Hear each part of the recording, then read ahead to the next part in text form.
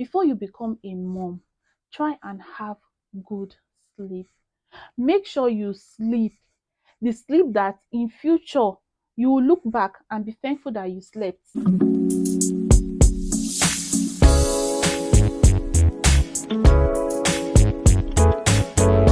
Hello everyone, welcome back to the channel. It's your girl Deb Crystal. Thanks to everyone who watched my previous video. It was quite chaotic, but I had to drop it anyways because I needed something that will make me to do something more frequently here. It wasn't the best of videos, but you guys should just bear with me. To everyone who's subscribed, thank you, and to the first timers here, you're welcome to the family. I'm still trying to put myself together. Just bear with me. Anything you see, take it from me with love, please. Some things might not be that perfect, but just take it. So today, guys, we are going to be talking about motherhood and mental health. In my previous video, I mentioned that motherhood cannot be compressed into a definition because it's a very broad topic. Even when you're experiencing it, you can't say this particular part of motherhood defines motherhood. There is the sweet, there is the sour, there is the bitter part, there is the joyful part, there is the part where you want to give up, there is the part where you are a warrior. It entails a lot. So when it comes to motherhood, your mental health is also at stake. I also mentioned that becoming a mom means you are offering yourself as a sacrifice. Your body, your mental health, everything about you can change. And high percentage of women go through these changes, and most of them don't get themselves back. That's the truth. Some persons are fortunate that if they are pregnant, they are still in shape. They don't add so much. And if they even add, they tend to lose weight easily. Why some persons might never get themselves back, some might never get their self-esteem, some might not just get their beauty back. So you have to know how to manage all of this. I've always mentioned that if I'm coming here to talk about anything, it's going to be a first-hand experience. Let me just share with you guys backstory of my own motherhood. So far I've been able to manage it to some extent, but guys, it's a lot. Before I became a mom, I'm someone that I don't like to worry about things, especially things that I don't have control over. If you're very close to me, you will know that about me. And I don't even like people around me brooding over things they can't change. When I became pregnant, so many things changed about me. I became more emotional. I became more responsible. I am someone who would not like to go to the hospital no matter what. But when I was carrying my babies, any slight thing, I make sure that I report to someone or I call the hospital and let them know this is what's going on with me. Is it safe? Sometimes most times I go there and they check me and confirm to me that everything is okay. So I became more responsible because it's no longer about me. I started having anxiety too often. I became more vulnerable. I used to think that my mental health was 100%. Like nothing will ever get to me until I became a mom. Towards the end of my pregnancy, my anxiety level increased. I remember days I would just sit and cry. I was over anxious, like thinking of things that are yet to happen. What will it be like for me to be a mother? Will I make a good mom? Will I be able to cope? Knowing that I'll be having two babies in this kind of environment, far from home, will I be able to show up? Will I be able to take care of myself, take care of my family? Too many questions. The financial aspect, having to deal with two babies. You know, if you have multiple babies, you're in for some spending. You're going to spend, and all of those things were there going on in my head. Will I have a safe delivery, guys? I was so terrified of the labor room, even without being there yet. Fast forward to when I had my babies. I mentioned in the previous video that I didn't come home with both babies. I had two babies and I came home with one. The other one was still at the hospital. I didn't know how hard that was until we got home. The first thing I did after taking care of the baby, I went upstairs and I cried. Which new mom doesn't cry, please? I need to know. I'm sure that a good percentage of women cry after delivery, especially when you're in a situation whereby you don't really have much help around because people have things to do for themselves. I was like, God, this is my new reality. How am I going to cope? A lot of questions in my head. If there is one thing I want to tell any woman right now who's not sure about motherhood, how they're going to cope, please just trust the process. I wish I could talk to myself back then the way I have this confidence in me right now. People were telling me, don't worry, it's just a phase. You will get over it. I know it doesn't get easy, but the stage I am right now, I have evolved. And I'm so proud of myself. I remember those nights that I barely get 2 hours sleep. Hmm. It was difficult. I've had good experience with babies in the past. I know what it's like to stay up all night with babies, but do you know what it's like staying up with two babies? Two babies who need your attention, whether the same need or different needs. Changing diapers, bathing them, feeding them. So that night when I went to bed, I woke up in the middle of the night and I was screaming, where is my child? You know, that display of madness.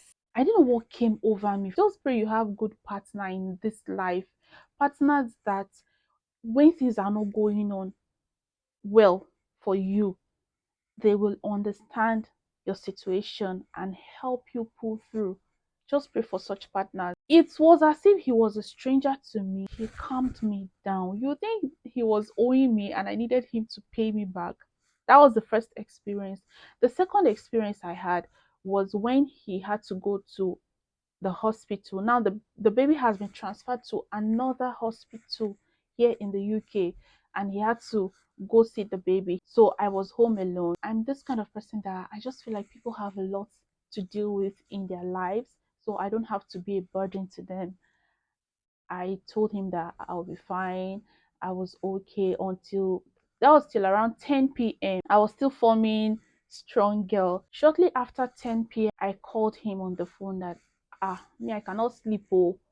And then he was like, okay, just try and call your friend if she'll be able to come. I told him that by this time I can't call her, that I should not worry, I'll be fine. After a while, I woke up again from my sleep. Guys, I became so restless. I became so scared. Me that I could sleep on my own, alone in a whole building. I was scared that night. I didn't know why. I had to call him. We were on the phone, and this man was already stressed out. He has not gotten enough sleep. And then he was at the hospital again with the baby. We spoke for some time till about 12 a.m. I told him that he should not worry, he should go back to sleep, that I'll be fine. Guys, I was not fine. That was a big lie. Luckily for me, my sister was online. I just had to call my sister and I talked to her that I'm not fine, I'm terrified, I can't sleep, too many things going on in my head. And she said I should not worry. I was on the phone with my sister from that 12 a.m. till about 5 a.m. in the morning. I had to let her go because I knew she had school runs to do for her children. So we talked, we were just talking about things that were not even important. That was what helped me. If not, I don't know what would have happened to me. It was like a mental illness. Thank God for my sister who was available that night. After that time, it happened again. This is the third time now, and he calmed me down again. So all the stories I'm sharing, guys, they are personal, but I know that We need to talk more about our experience as mothers to help people that have not experienced it yet, so that they will know that someone somewhere is going through what I am going through. Trust me, if people should tell you what they've been through, you will know that you're not the only one with that kind of story. So it's okay for us to share the struggles of being a mom, the winnings, every part of it. I became more vulnerable. I became more emotional. I wanted to have time for myself, but I couldn't. I wanted to be able to sleep for 8 hours straight. I couldn't. Sleep was a luxury I could not afford at the time. In short, your babies are the ones that will dictate the time you sleep, how long you sleep for. When you sleep, your timetable will just change and you have to adjust. God now help you. You have multiple babies. There is no escape for you. Even if you have help around, there are times that you will not have help. It will be only you. So you have to be present for yourself, for your family, and everything that matters. As a new mom, discussing postpartum mental health can help reduce stigma and encourage others to seek support when necessary. Let's talk about baby blues and postpartum depression. It is estimated that 85% of women experience baby blues. Common symptoms of baby blues are anxiety, mood swings, tearfulness, irritability, and feeling overwhelmed. When it comes to crying and motherhood, 5 and 6, there was a day one of my aunties here called me and said, Deborah, how are you doing? I couldn't say I'm fine. I busted into tears. I broke down like a baby to her. And she encouraged me that she understands that I should just let it out. I told her everything I was going through. Will it ever get better? And she encouraged me. Baby blues is believed to last for a short period of time. It could be weeks or 3 months, while postpartum depression is more serious. That could take a year or more. If you find yourself in a situation where you're always crying, you're feeling tired, you're feeling overwhelmed, you're anxious, and it doesn't look like it's going to end soon, please seek help. Seek professional help. Talk to people. Let them know this is what's going on with you. There is nothing to be ashamed about. It's motherhood. It takes a lot. So you don't have to be ashamed about it. Open up to someone and let them encourage you. Let them tell you their own story, so you know that you're not the only one who's experienced it and you're going to be just fine. Trust me, it takes time. Here are some tips that I feel will help you during this period. Own up to it that you are a mom, and it didn't just happen overnight. It took a lot to get you to be a mom. There is sleep deprivation. You have a lot of things going on in your head. You're bound to be forgetful. Your body will go through this transformation. Just own up to it that I am a mom now. I am a different person. I need to accept that. You are a mom does not mean you should not look after yourself. Be mindful of your own self. You come first. Look after yourself. You cannot pour from an empty cup. So you have to prioritize your own self so that you can be there for your children. You can be there for people who need you. Another point is, whatever it is, give yourself the grace to go through the process. I remember always overbeating myself that I don't look good like I used to. My skin, if you know me before, you know I have a very fresh skin. Since my third trimester, my skin went from 100 to 0. I had lots of hyperpigmentation. My neck area is it's getting better now. My face, and then I was even feeling myself that no, I'm still a pregnant mom killing it. Guys, I was not killing anything. It was now that I started looking at the videos and I saw that no, this is not what I used to see then. So give yourself enough grace. You don't have to rush things. If it's your skin, it will come back, but it will take time. If it's your groove, it will come back, but it will take time. Another thing you should not do is comparing yourself. Please, in the journey of life, do not compare yourself, especially as a mom. You'll see a lot of things online, people doing content, postpartum body after 2 weeks, I'm snatched, my body is back, my skin is back, this and that. Please, nobody's journey is the same. You don't know if the help they have, you don't have the help. They can show up for themselves, look good, look snatched, but you don't have what it takes to look snatched at the moment. Give yourself enough grace. Another thing you should do is make sure you have someone you can talk to.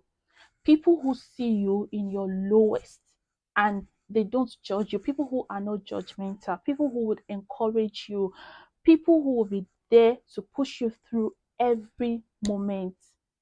You need to talk to someone. You don't need a whole community, just few persons that really understand what you're going through and can come through for you. I might still do another video concerning this topic, but for now I need to go because my babies need my attention. They're already crying and it's distracting. Whatever it takes, I want to try and show up here. I hope you guys will be able to pick one or two lessons from this video. Please speak to people when you can and be nice to mothers. It's not easy being a mom. Thank you all for sticking around as usual. I'll see you in my next video. Bye.